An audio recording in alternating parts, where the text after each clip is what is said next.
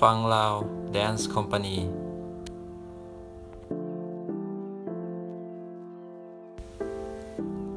ประมาณเดือนก่อนได้เก็บวิดีโอบรรยากาศตอนคนเครื่องย้ายฟังลาวเพื่อจะย้ายจากตัวอาเซนวอลมาตัวหนองดวงตัวใหม่ซึ่งตอนที่มากำลังสร้างกาชิแล้ว แล้วก็กรรมกรของมือนั้นก็มีอยู่ประมาณ 5-6 คนเนาะพากันคนอยู่ประมาณ 7-8 คนฟังลาวตัวเก่ามันอยู่อาเซนมอลซึ่งสถานที่นี้เป็นสถานที่ที่ก่อตั้งตอนทำอิฐเลย แล้วก็ก่อตั้งได้ประมาณ 3-4 ปี แล้วก็ได้ย้ายเนาะ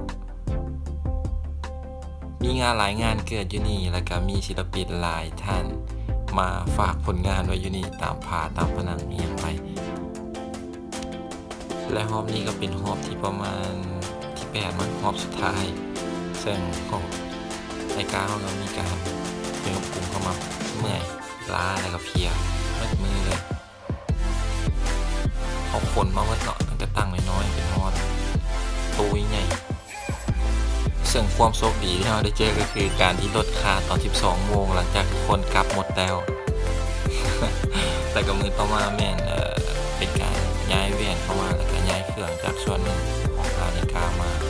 อยู่นี่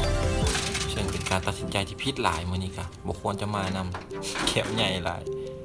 ขับมาทางยำแตกในหัวที่จริงเมื่อวานนี่ก็พากันมาย้ายแล้วแต่ว่าห้ามกันบ่ขึ้นเนาะบ่มีเทคนิคต้องได้เชิญผู้ที่มีความเชี่ยวชาญทางด้านการขนแก้วมาสวย